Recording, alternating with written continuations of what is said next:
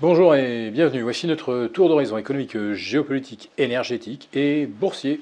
Nous sommes le mardi 24 octobre et pour comprendre comment tourne la planète finance, c'est sur l'inforruptible, nulle part ailleurs.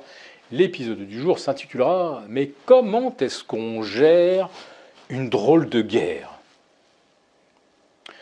Ouais, c'est quand même une forme de drôle de guerre qui se déroule depuis presque 3 semaines maintenant au Proche-Orient. Alors, Israël fourbit ses armes, serait prête à une invasion de Gaza.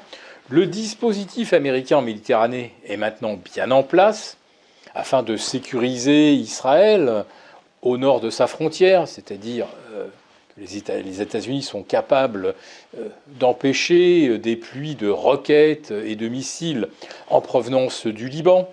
Donc les États-Unis sont là pour neutraliser le Hezbollah, pour intimider l'Iran. Mais voilà, le dispositif est prêt et rien ne se passe. Enfin, pas tout à fait quand même, puisque Israël largue en moyenne entre 500 et 600 bombes sur la bande de Gaza chaque jour.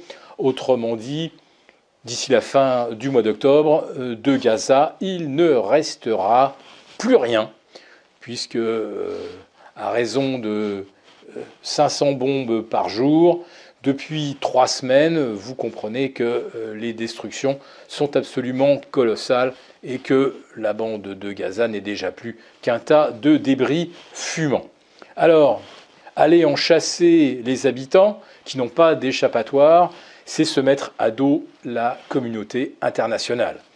Et quand je dis pas d'échappatoire, l'Égypte a bien fait comprendre, ainsi que la Jordanie, qu'il n'était pas question d'offrir l'asile à 1 million, à 1,5 million de Gazaouis et qu'on n'est pas capable d'accueillir sur un plan logistique. Il faut de l'eau, beaucoup d'eau, il faut de la nourriture, de l'argent. Alors là, on n'en manquerait pas, mais en fait, il n'y a que les Chinois qui seraient capables ou qui auraient été capables, en 3 semaines, d'avoir fait surgir en plein désert un gigantesque camp pour accueillir 1 million de réfugiés avec de l'eau, de la nourriture, etc., etc.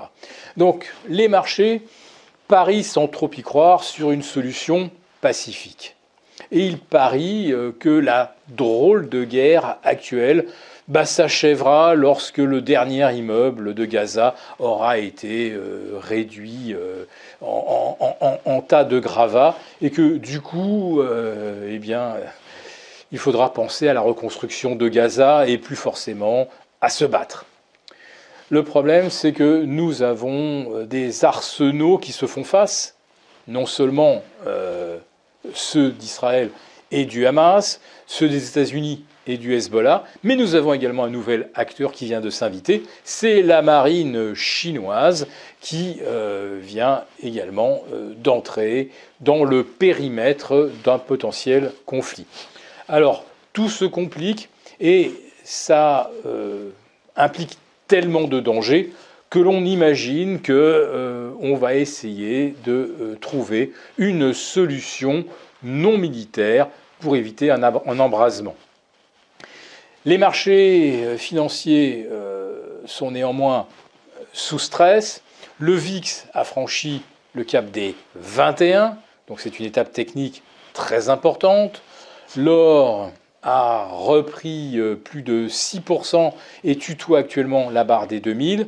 S'il y a embrasement au Proche-Orient, tout le monde prédit qu'il franchira les 2070 pour s'envoler vers les 2400. En ce qui concerne le pétrole, actuellement, il y a une accalmie autour de 91-92 sur le Brent. S'il y a embrasement, il pulvérisera les 98,5 en direction de, on ne sait pas, 125 $, 140 $, voire plus. Souvenons-nous du prix du gaz sextuplant lors de l'invasion de l'Ukraine par les troupes russes. Donc, les marchés se disent que les périls sont tellement immenses que ça ne sert à rien de prévoir la catastrophe, mais on observe tout de même que les stratégies visant à couvrir sont actuellement à leur maximum Et la grande question que l'on peut se poser, c'est que comme on n'a pas assisté à de grosses vagues de dégagement de portefeuille et qu'on comprend bien que tout se joue sur les marchés dérivés, qu'est-ce que valent les couvertures que les opérateurs ont constituées depuis 3 semaines que dure cette drôle de guerre? Des couvertures via des options, via des ventes de contrats couverts. Mais voilà, tous ceux qui ont vendu les puts aux acheteurs qui en voulaient, comment ceux-là sont-ils eux-mêmes couverts pour faire face à un éventuel chaos sur les marchés? Voilà, beaucoup de questions non résolues et que certains tentent tout de même de circonscrire en augmentant leur détention d'or. Et ça, c'est un des grands messages que nous envoient les marchés depuis déjà 10 jours.